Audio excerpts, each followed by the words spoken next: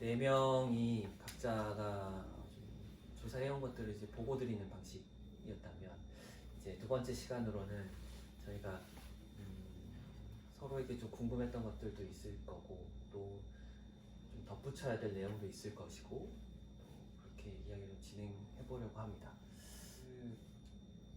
어떠셨어요? 가장 이제 본인이 얘기한 것 중에서 가장 키워드가 될 만한 게 있었다면, 제가 생각할 때 근본적인 문제 제기라는 얘기를 영상연구원은 할 수 있을 것 같은데. 네, 저도 근본적인 문제 제기라 EYCK의 성명서를 보면 제목이 이제 우리는 존망의 기로에 서 있다. 발음을 좀 제대로 약간 노리고 그 제목 생각하지 않아요? 그런가요? 네, 약간 언어 유연한 니은입니다. 네, 자막으로 다. 아, 네네. 존망의 기로에 서 쓰는 있다. 말이죠, 인터넷은. 사실 기로에 서 있다고 말을 하는데 어떻게 보면 뭐 그 입장에 대해서 반대하는 것은 아니고요.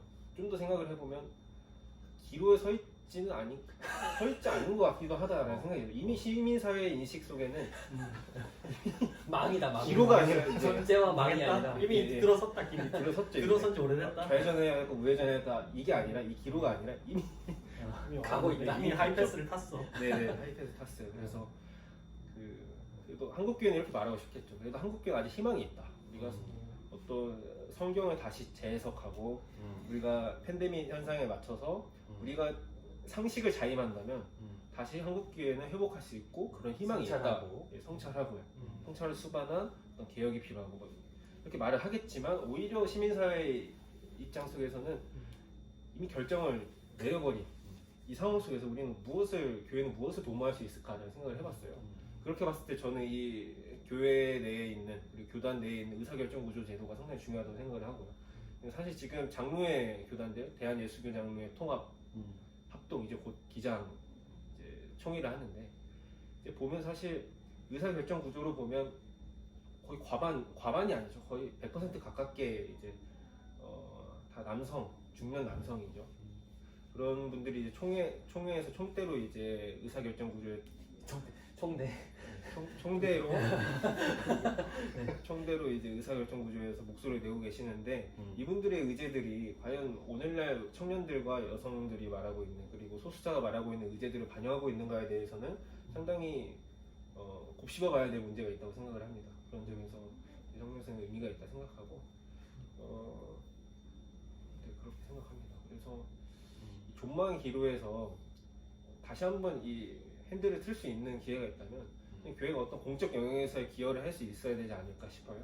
좀 구체적으로 말씀드리면 지금 사실 저는 이제 학교에서 공부를 하고 있기 때문에 지금 비대면 수업을 듣고 있는 입장에서 많은 사람들이 공간 부족을 말을 하죠. 오히려 지금 보면 비대면 예배여서 아까 말씀하신 비공간을 이제 우리가 이용하지 못하고 구독하지 못하는 이런 상황인데 그렇다면 이제 자신의 집이라는 공간을 이제 우리가 사용하고 있잖아요. 모든 수업도 공부도 이제 집에서 자신의 방에서 공부를 하는데 생각보다 집과 이런 자신의 사적인 영역에서 공부할 수 있는 공간 이런 게 마땅치 않은 사람들이 상당히 많다는 거죠. 그걸 이제 교수님들의 페이스북 글이라든지 이런 걸 보면 알 수 있습니다. 그래서 그런 거 봤을 때 교회가 이제 공간을 다 비우고 비대면을 공식화하는 작업도 중요하다고 생각을 하지만 그 이전에 근본적인 문제 제기를 한다면 이런 공간이 필요한 사람들에게 예배를 안 하고 있다면 그 공간에 대여를 해줘서 강의를 들을 수 있게 하는 사회적 기여도 한번 모색할 수 있지 않을까 싶어요. 대표적으로 이제 사실 지금 대학교에서 학생들이 대학교에 가서 강의를 듣고 있지는 않지만 사실 근로장학생들이 항상 가거든요. 가서 이제 노동을 합니다. 가서 교학팀이라든지 이런 데에서 이제 노동을 하는데 그런 학생들은 어디서 수업을 듣냐 하면 학교 차원에서 강의실을 대여를 해줘요. 대여된 강의실에서 일정 거리 유지하고 아니면 강의실 하나당 한 명씩 들어가서 강의를 듣고 있는 거죠. 그렇게 대학교에서는 오히려 선도적으로 공간 대여를 하고 있어요. 공간 대여를 해주고 있는데 교회가 오히려 학교보다 더 지역사회에 더 밀접하게 위치하고 있는 상황이라면 그렇다면 지역사회에 있는 공간이 부족한 사람들을 위해서 대여해주는 공적 사회적 기여를 교회가 모색함으로써 이 존망의 기로에서 다시 한번 시민사회의 의사결정을 다시 한번 번복할 수 있는 여지를 주면 좋지 않을까라는 생각을 하게 됐습니다. 그 공적인 뭐 교회 뭐 이런 거에 그런 대해서 거는 이제 거듭나야만 사실은 그나마 이 뭐라고 해야 되나 이 어떤 역주행이 조금이라도 가능성이 있다. 그러니까 이미 이제 존망의 기로가 아니라 이제 망행. 이제 소위 말하는 이제 망테크를 탄 건데 요즘 말하는 대로 이제 지옥행 급행열차를 이미 타고 달리고 있는 중인데 제동을 브레이크를 걸거나 아니면 뭐 정말 진짜 만에 하나라도 역주행 가는 다시 돌아가는 위하면 교회가 이제 그런 어떤 좀 더 이제 어떤 반성하고 사과하고 이런 정도가 아니라 적극적으로 이제 시민사회 속으로 교회가 들어가서 교회 자체를 이제 공공적인 공간으로 해야 전하죠. 사실 이제 예배 문제도 저는 이제 그렇게 바라보는야 한다고 봐요. 그 이제 많은 이제 뭐 다른 제가 많이 살펴본 건 아니지만 아까 제가 대립되는 입장이라고 두 개 소개했었지만 저는 사실 에큐메니칼 진영 또는 진보 기독교 진영에서는 이제 적극적으로 이제 온라인 예배의 정당성을 이제 일단 정치적으로 일단 이 상황에서 시민사회로부터 지탄을 받지 않기 위해서 극우와 이 한묶음이 되지 않기 위해서 당연히 일단 몸이 먼저 나아가고 몸이 먼저 온라인 예배로 갔고 이제 사후적으로 이제 그걸 정당화해야 되잖아요. 신학적으로 자신들의 실천을 정당화하려면 신학이 필요한 거죠. 그래서 뭐 영적인 교회 모델 어떤 성령님은 이제 꼭 성령님이 얼굴 대면하는 가운데만 현존하는 거 아니지 않느냐. 교회의 본질은 영적 공동체 아니냐. 온라인이든 오프라인이든 그리고 그 어떤 관계의 어떤 물론 이제 무리한 주장들이긴 해요. 인간이란 존재가 물질성을 가지고 있고 육체성을 가지고 있는 한에서 인간은 공연존을 해야 되거든요. 같은 장소에 공연존하면서 서로 얼굴을 마주보고 뭐 레비나스 같은 사람들이 얼굴의 현상학이니 이런 걸 얘기할 수밖에 없었던 것이 물론 이제 온라인으로도 얼굴을 볼 수 있기는 하지만 이 감흥은 다르거든요. 인간이 물질적 존재이나 우리가 하나의 매트릭스 상에서 존재하는 어떤 그 매트릭스 가상의 존재가 아닌 이상 인간은 손과 손이 부딪혀야 되고 마주쳐야 되고 치다 이게 뭐 이게 있어야 스킨십이 있어야 사실은 인간이란 존재가 이 서로를 교통하고 이 상호작용하면서 이게 가는 건데 이제 온라인이라고 하는 것이 아무리 이것을 정당화하려고 해도 한계가 있죠. 줌이라고 하는 게 처음에야 신기하고 재밌지만 그 뭐 계속 하고 있어 보면 그게 과연 그게 우리의 삶의 그 우리 인간이 수천 년 동안 초역사적인 게 아니라 역사 속에서 인간이 형성해온 어떤 이 인간의 존재 양식이 쉽게 바뀌진 않을 겁니다. 그게 그럴 수도 없고 우리가 완전히 전면적으로 모든 모임이 다 온라인으로 전환하면 모르겠지만 삶의 가족이라든가 연인이라든가 또는 많은 부분에서 여전히 이 제한된 방식으로 이 대면이 이루어지고 있는 상황에서는 그 말이 안 되는 거죠. 근데 이제 문제는 진보 기독교 진영 또는 에큐메니칼 진영에서 보수 기독교의 어떤 이런 어떤 이 예배의 고수 온라인 예배를 거부하는 걸 파악할 때 좀 저는 좀 오해하고 있는 부분들이 있다고 생각해요. 그걸 이제 신학적으로 당연히 레토릭으로는 다 모든 이야기들은 고상한 차원에서 신학적으로 이야기가 됩니다. 온라인 예배의 정당성, 성령은 과연 현존하느냐. 예배는 그렇다 치자, 설교는 그렇다 치자. 설교는 듣는 거니까. 성만찬은 어떻게 할 거냐. 떡을 떼주고 나누고 먹는 건데 온라인으로 무슨 성만찬을 하냐. 이게 이제 계속 이제 감당할 수 없는 이 반증의 요구에 시달리게 되거든요. 이걸 정당화하기 시작하면.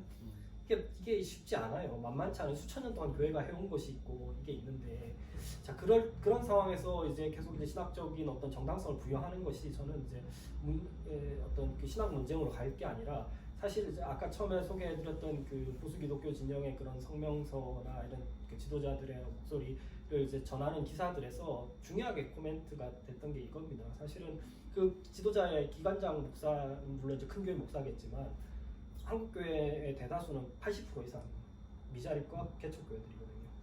한국 교회는 이미 오래전부터 한국 사회보다 더 심한 양극화. 그러니까 우리가 도시 대형 교회 아까 이제 유영상 연구원이 얘기한 그런 공공공간 자기 공간을 가지고 있는 교회들은 극소수입니다. 우리가 서울에 있는 교회들만 보니까 대부분의 교회는 임대 받았었어요. 임대료를 내야 되는 거예요. 그래서 합동도 그렇고 합동측도 그렇고 기아성도 그렇고 긴급 생계지원, 백석교단도 그렇고 긴급 그 미개척 교회, 미자립 교회들에게 그 긴급 생계 지원을 해서 임대료 지원을 해줬거든요, 몇 달.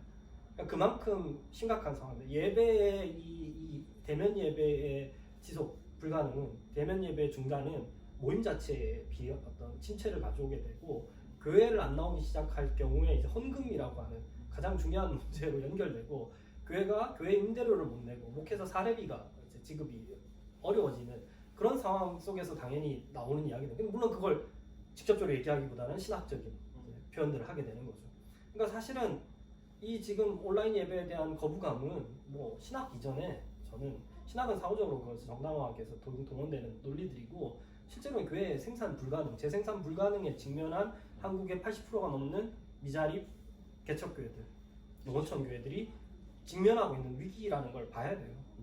이걸 무시하고 이걸 자꾸 보지 않고 신학적인 가치 신학적인 뭐 좋은 얘기로 민폐 끼치지 않는 좋은 이웃이 되겠다는 교회 그 얘기들이 좋은 얘기들이지만 그건 이제 재생산에 대해서 큰 걱정이 없는 교회들. 그러니까 이런 어떤 그 우리 김정욱 목사님 분석대로 하자면 신천지라든가 이런 교회들은 보수 교회들이 대부분 다 예배 방식 자체가 설교라든가 신학이 아니라 이런 이제 퍼포먼스나 의례 중심으로 구성되어 있는 이게 교회를 동원하고 유지시키는 게 굉장히 핵심적인 건데 그게 무너진 교회들은 진보적인 신학을 지향하고 가지고 있는 교회들 또는 뭐 진보 아니더라도 대형 교회들은 그걸 커버할 수 이런 상황들을 이제 만회할 수 있는 다양한 물적 장치와 신학과 이런 교육자들을 구비하고 있어요. 기능 있는 작은 교회라도 진보적인 목사나 학식 있는 목사님들이 충분히 할 수 있는 어떤 기술과 역량들이 있고 또 그걸 이제 그런 어떤 대면 예배가 중단되는 가운데도 교회가 이제 유지될 수 있도록 하는 많은 소통 장치와 온라인 SNS와 또 신학이 있고 그래서 가능해요. 신학적인 결속이 있기 때문에. 근데 대부분의 한국 교회는 그렇지 못하거든요. 목사님들이 그런 신학적 소양을 가지고 있는 것도 아니고 교인들을 이런 위기 상황에서도 계속 그 교회에 소속되어 있다라는 이걸 할 수 있을 만한 농어촌 교회나 이런 미자립 교회 어른들이 5, 60대가 80%를 차지하는 그런 교회들 중고등부가 없는 교회가 한국 교회 70%가 없는데요. 그런 교회들은 물론 뭐 카톡이 있고 하겠지만 그게 쉽지 않거든요. 그런 상황에서 이 교회들이 온라인 예배에 대해서 느끼는 이 거부감은 이건 단순히 신학적인 어떤 거부감이 아니라 생존 자체와 직결되어 있는 위기 의식이라는 걸 봐야 하고 그렇다면 이제 에큐메니컬 기독교가 대응해야 되는 방식은 이게 무슨 코로나가 우리가 이웃에 대해서 바라봐야 물론 저는 다 그런 얘기 다 100번 공감하고 동의합니다. 근데 사실은 진짜 코로나의 문제는 교회가 이런 한국의 대다수 교회가 보여주는 것처럼 어제 또 엊그저께 뉴스에도 나왔지만 코로나 사태가 장기화되면서 부교육자 제일 먼저 해고하는 것들 그리고 또 많은 우리가 알겠지만 이 노동 현장에서 실제 지금 비정규직이 제일 먼저 해고되고 이런 상황들하고 교회가 무관한 게 아니고 코로나 이후로 전개되고 있는 원래 사실 그 전부터 이미 심화되었던 그 자본주의의 사회경제적인 불평등과 이 노동사회의 위기가 코로나로 인해서 더 확장되고 더 심화된 상황. 이건 결코 자본의 입장에서도 좋은 게 아니거든요. 이게 뭐 무슨 자본이나 국가가 뭐 음모론적으로 이걸 뭐 계속 지속시키면서 뭐 지배를 관철시킨다 이런 이제 해석들을 아간뱅 같은 사람이 하지만 그 자본에게 아무 도움이 안 되는 행동. 자본주의는 건강하게 살아서 움직여야 자본에게도 도움이 되는 거지. 그건 아무 도움이 안 되는 행동이고 이건 자본주의 자체에도 위기거든요. 그리고 교회의 위기이고 그런 상황에서 신학이 교회가 목소리를 내야 되는 포인트는 시민사회에 대한 어떤 태도도 중요하지만 시민사회의 관계 맺기 방식도 중요하지만 교회 자체가 이미 이 위기 상황에 연루되어 있는 대다수 교회가 이미 이 위기 상황에 연루되어 있는 어떤 행위자, 당사자라는 인식 속에서 이 전지구적인 어떤 이 코로나로 인해서 강화되고 있는 이 사회 경제적 위기. 그러니까 사실은 자본주의 사회가 우리가 살아가는 사회 경제 시스템이 이 코로나로 이렇게 한 방에 무너질 만큼 허약했다라는 걸 보여주는 증거라는 거죠. 그러니까 코로나가 시작되자마자 미국에서는 흑인 차별이 일어나고 흑인 체포 과정에서 조세 플로이드였나요? 그 사건이 일어나고 무수히도 많은 이제 불평등과 차별과 혐오가 막 전 세계적으로 들풀처럼 일어나고 있는 이런 세계라는 거죠.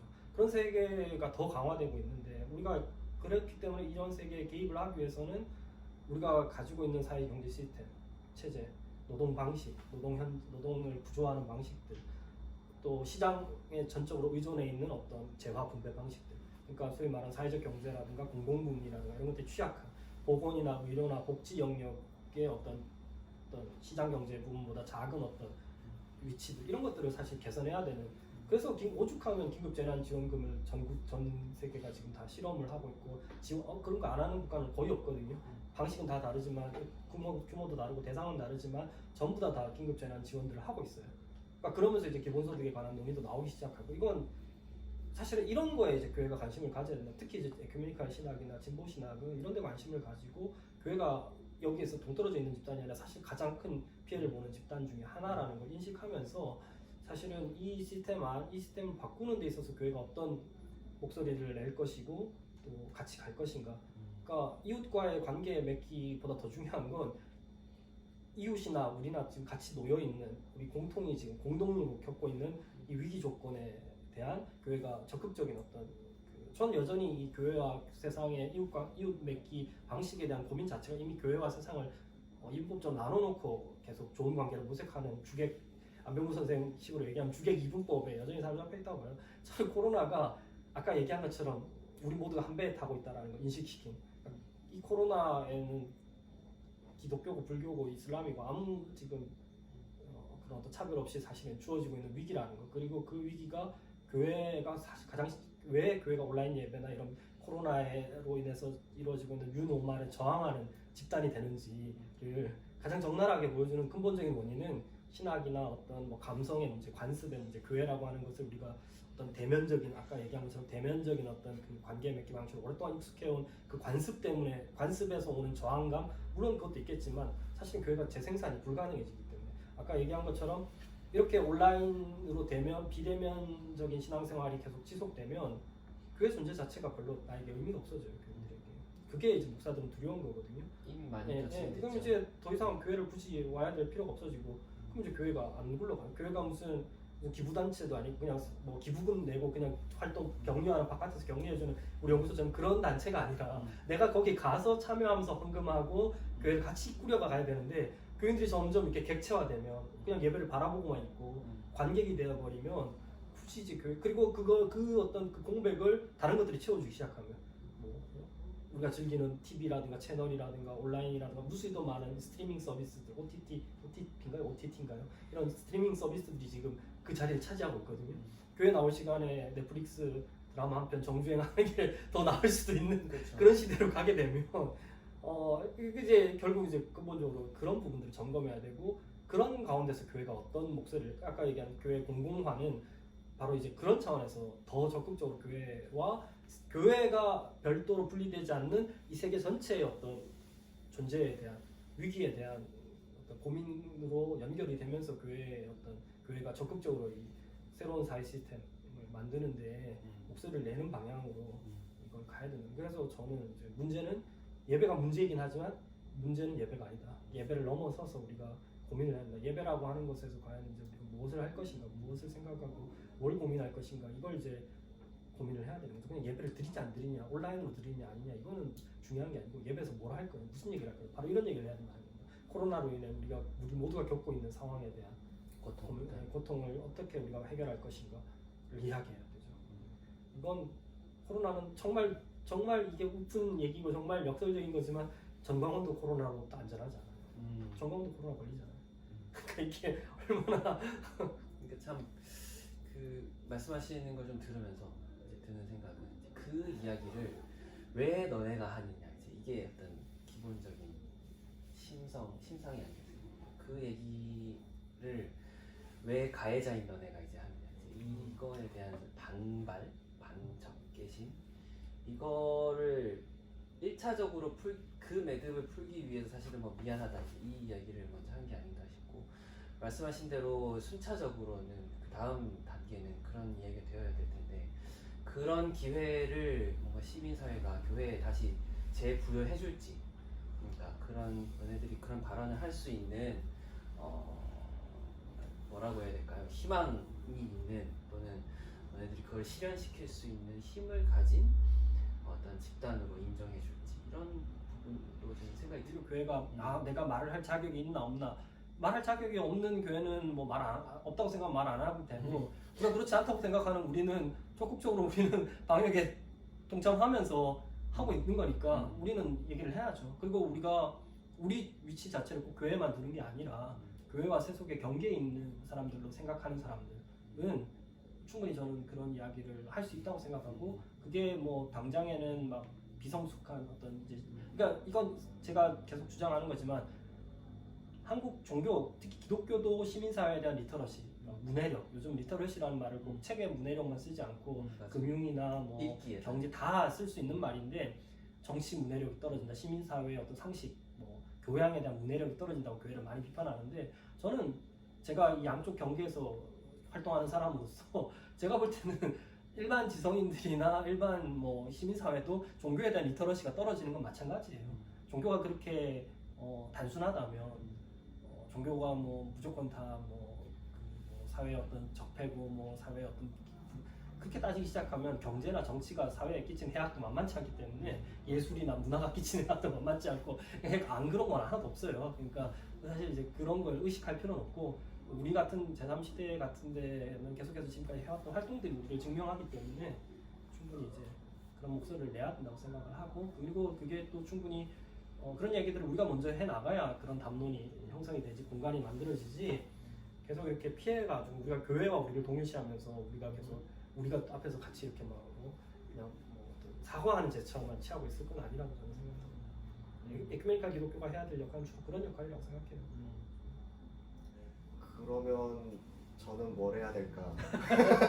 그러면 나는 뭘 해야 될까? 내일 워크샵 준비 잘하죠. OBS 잘 OBS 워크샵. 생각을 해보게 되더라고요. 그 교회가 위기에 맞춰서 어떻게 빠른 전환과 대응을 그래도 발맞춰서 하고 있다라고 했을 때 그 위기는 뭘까? 저는 그 위기 중 하나가 이제 교회를 이제 직접 가지 않아도 되니까 우리 손안에서 매주 어떤 예배를 드릴지 어떤 교회를 갈지 이제 방문을 직접 할 수 있다는 거예요. 침대에서 누워서도 이렇게 되면 이제 교회와 사역자들의 사역이 노출이 되고 그 사역이 어떻게 보면 이제 비교가 되고 경쟁이 될 수 있다는 거죠.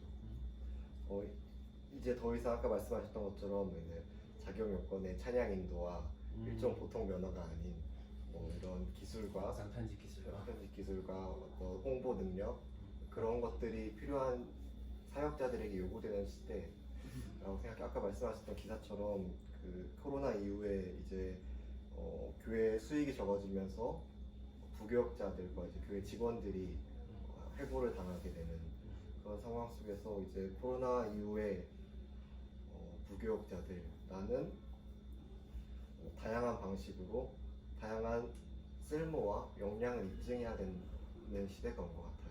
근데 이런 시대가 더 이상 교회에만 코로나 이후로 찾아온 것이 아니라 이미 벌어지고 있던 일반 노동시장과 일반 사회에서 벌어지고 있던 일이 그냥 코로나라는 기점으로 들어오게 된 투여하게 된 것 같아요.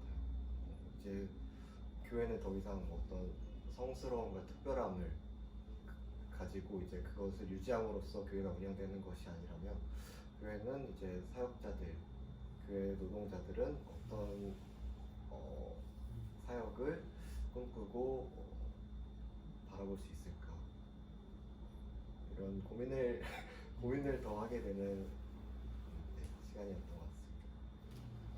교인분들은 어떤 좀 보세요. 어떠신가요? 이렇게 세 분 그냥 저희가 그냥 공통적으로 갑자기 드리는 질문인데 교인분들은 어떤 이야기들을 좀 하시라고 해야 될까? 체감한 아이들이나 뭐가 달라졌다 이런 얘기들을 현장에서 좀 어떤 목소리들을 들으시는지. 아이들은 좀 공존하는 것 같아요. 내심 좋아하면서도 교회 안 가도 되니까 네, 좋다. 뭔가 전사 물어보니까 아쉬운 목소리 내긴 같이 해야 될 못 것 만나고 같고 못 노는 근데 또 친구를 못 만나니까 좀 아쉬워하는 반응이에요. 저는 뭐 많이 접촉하고 대화하지 않으면 당회에 참여하는데 이제 부목사로 당회에서 계속 이제 온라인 예배를 지속할 것인가 아닌가를 결정을 지금 하고 있는 상황인데 우리 교회는 그래서 교인들은 이제 거기에 위임을 한 상태고 당회 결정에 따르고 있는데 당회원들께서도 뭐 교인들하고 소통하면서 뭐 가족들이 이제 교인들이니까 아마 소통하면서 이제 자기 의사를 이제 당회원으로서 얘기를 하실 텐데 그냥 혼자 고독한 가운데 결정하시는 않을 거예요. 분명히 가족들이 다 있으니까 교인들의 그러니까 같이 얘기하면서 나올 텐데 목사님 마찬가지로 당회원들의 목소리들이 보면 대체로 그걸 의식을 해요. 그러니까 코로나가 한참 이제 재확산될 때도 우리 교회 같은 경우는 선제적으로 우리가 모범적 선제적으로 조금만 그래도 우리는 비대면을 실천하는 적극적인 교회가 돼야 된다. 그러니까 이게 이제 역으로 이제 그러니까 목사하고 다른 거죠. 목사와 이 교인들 평신도가 놓여있는, 평신도란 말 좋아하진 않지만 평신도가 놓여있는 현장에서의 그 느낌, 목사들만 만나고 사니까 뭐 늘 다 아쉬운 얘기만 하고 답답한 상황 얘기만 하고, 평신도들은 정말 막 일반인들하고 접촉을 할 때, 교회 안 다니는 사람들하고 이제 또 접촉을 할 때 그런 걸 느낄 거 아니에요. 그러니까 이제 교회가 점점 궁지에 몰리고 있고 이제 지탄의 대상이 되고 그런 걸 이제 느끼다 보니까 아마 더 이제 저희 같은 장로님들은 더 이제 적극적으로 계속해서 온라인 예배를 지속해야 된다. 완전히 종식될 때까지는. 그리고 또 완전히 아니면 이제 정부 지침이 나오면 이제 물론 따라가는데, 정부 지침에 따라하는데 좀 애매할 때, 처음에 만약에 예를 들면 이제 저번에 8월 15일 이후에 제2차 확산 때, 그때 정부는 이제 수도권을 일단 했는데, 제가 있는 교회는 이제 천안인데 애매하단 말이에요. 천안이 수도권인가 아닌가. 뭐 아주 냉정하게 적용하면 수도권 아니죠. 뭐 근데 서울은 아니니까. 근데 또 그 현실적으로 적용하면 수도권 아니라고 말할 수도 없어요. 그러니까 사실 실질적으로 저도 그런 입장을 냈었지만, 교인들이 일단 대다수가 이렇게 막 이 경기도권에서 사시는 분들이 천안에 내려가기도 하고, 뭐 교육자들도 마찬가지고 서울에 있고, 다 교인들 중에도 주중에 서울과 왔다 갔다 하는 교인들이 많고. 그러니까 이거 뭐 결국은 이제 우리 교회는 그걸 감안해서, 우리는 아직 천안까지 아니었는데도 우리는 먼저 우리도 수도권 교회다 사실상. 그래서 이제 그런 디스텐스, 그러니까 이런 거에서 좀 다르겠죠. 일반 교회들은, 천안의 다른 교회들이 그러진 않았을 것 같아요. 일반적으로 아직은 이번 주까지는 괜찮을 것 같다 이렇게 하고 했겠죠. 대면 예배를 지속했겠죠. 서울에만 내려졌으니까, 수도권만. 근데 우리 교회 같은 경우는 전혀 다르게 받아들이고 좀 더 적극적으로 해서, 그러니까 이게 어떤 태도인 거죠. 그러니까 일반 좀 상식 있는 교회들의 대부분의 어떤 태도가 아마 이런 게 아닐까.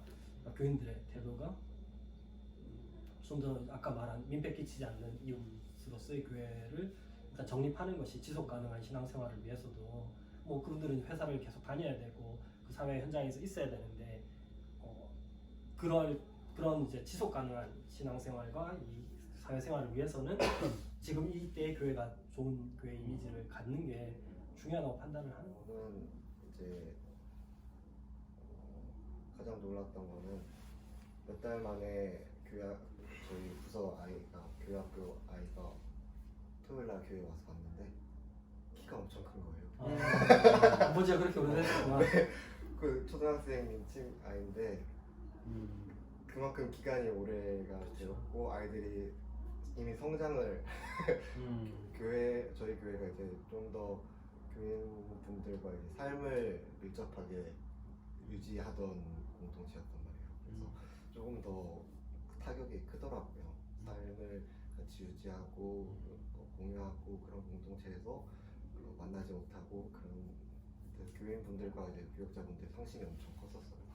그래서 걔네 이제 삶을 이어가려고 하는 그런 노력들이 교인분들도 충분히 보여주시고, 그렇기 때문에 처음에는 많이 지쳤었는데 진짜 지치더라고요.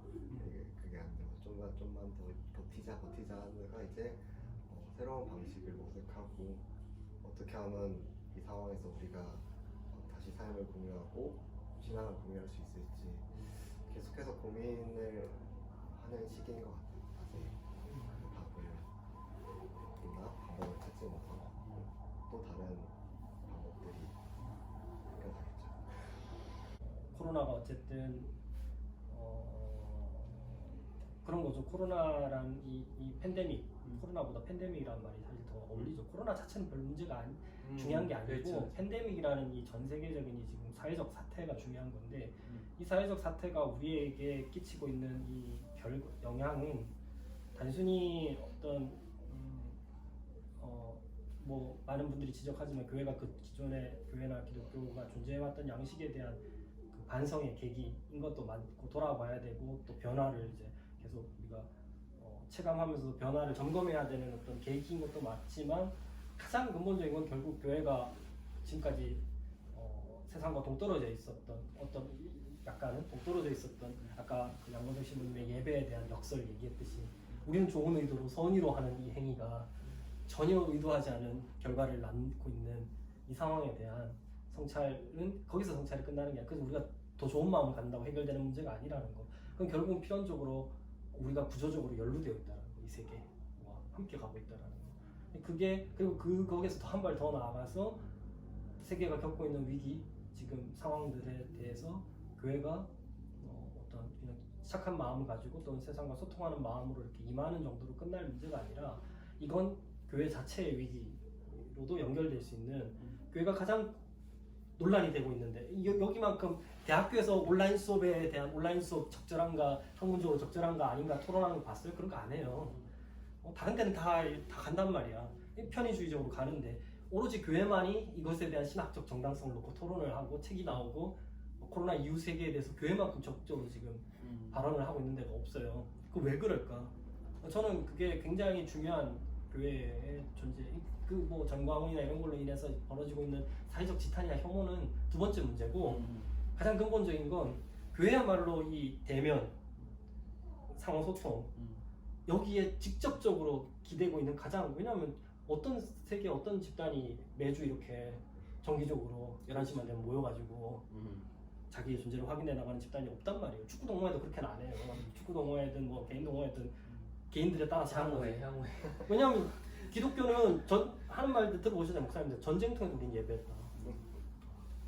그러니까 그렇죠. 뭔가 참 묘한 게 있는 것 같아요. 그러니까 기독교는 그게 주님 오시는 그날까지 유일한 그 기독교의 존재를 보증하는 예배드림으로 우리는 나는 예배한다. 코로나는 존재한다. 이게 기독교란 말이에요. 예배가 그 기독교의 존재를 규정하는 그건데 예배가 불가능해져. 다른 데는 그렇게까지 막 피로가 막 힘들어하고 막 그러지 않아요. 그냥 피로하고 짜증나고 막 불편하고 이런 거지. 뭐 짜증나지. 근데 기독교는 존폐가 걸려 있단 말이야. 아까 이 존망의 길을 했었다. 정강원 때문에 존망의 길을 선 게 아니고 대면 예배 불가능 자체가 이 교회 존재 양식 자체에 대한 기독교적 존재 양식에 대한 그 존망의 기로에 지금 서 있다라는 거예요. 그러니까 이게 교회에 대해서 코로나가 그렇게 많은 토론을 하고 적극적으로 좀 나서고 있는 중요한 이유고, 근데 거기서 더 나아가서 이걸 그냥 이웃과의 관계 맺기, 이웃과 잘 지내는 계기로만 삼는 이 정도로 끝날 문제가 아니고, 좀 제가 가지고 있는 신학적 입장에서는 교회가 정말 진짜 이 하나님 나라를 만들어가는 데 있어서 어떤 적극적인 당사자로 자기를 재발견하면서 이 코로나에 대해서 적극적으로, 왜냐면 뭐 교회가 일단 1차적으로 제일 연로되어 있는 집단이거든요. 다른 데는 이렇게까지 존폐를 고민하지 않아요. 교회만큼 고민하는 데가 없어요. 사업이야, 폐업이야 뭐 하면 되고 뭐 다른 사업을 창업하면 되지만 교회는 다른 사업 창업도 불가능한 이거 말고는 다른 방식이 없는데 그러니까 뭐 나는 여기에 대해서 대놓고 뭐 온라인이 뭐 찾아야 된다 이런 얘기도 다 좀 그래요. 그러니까 뭐 좀 그러시다고요? 아니 근본적인 답이 안 된다고. 그렇죠. 그러니까 뭐 온라인으로도 할 수 있는 방식을 고민을 해봐야 된다 뭐 하지만 그냥 사후 약방문이고 그냥 임시 조치는 응급 처치는 될지 몰라도 장기적인 해법은 절대 될 수 없어요. 교회가 운동단체도 마찬가지겠지. 운동은 뭐 또 다른 방식으로 또 고민할 수 있겠지만 아까 전에 얘기했듯이 집회를 못하게 됐을 때 운동단체가 과연 뭘 할 수 있는가 아까 얘기했었잖아요. 그렇죠. 그러니까 비슷한 거죠. 근데 집회는 이슈 따라 가는 거라면 기독교는 이슈 없어도 매주 주님 오시는 그날까지 하기로 약속되어 있던 거고 해왔던 건데 그렇게 했던 건데 전쟁통에 됐단 말이야. 우리 기독교 주장대로 하자면 어떤 방식으로 다 중단돼 본 적이 없다고 생각했던 거를 지금 중단이 됐어. 초유의 사태란 말이야. 기독교 역사상 아마 쉽지 않은 뭐 역사를 찾아봐야 알겠지만 뭐 패스트가 창궐하고 이랬을 때 어땠을지 모르겠지만 참 그렇죠. 그러니까 좀 말씀하신 대로 지금의 여러 가지 입장들 중에서 그나마 가장 좀 온건하고 온화한 또는 합리적이고 뭐 이런 방식들은 우리가 지금 많이 겪고 있는 것 같아요. 예배 중단된 적이 있다. 또는 우리가 비대면 예배를 통해서 시민사회의 신뢰를 회복해야 된다. 뭐 이런 얘기까지 이제 나왔는데 우리 모소에서는 좀 더 그것과 더불어서 계속적으로 적극적인 어떤 교회의 공적인 기능 또는 대면 예배라는 것에 대한 대면 예배를 재개하느냐 마느냐의 문제라기보다는 그것을 통해 한 어떤 그리스도인의 정체성의 재발견, 나는 왜 그리스도인으로 아직 있는가 이런 얘기들도 우리가 하면 좋겠다 하는 생각이 드네요.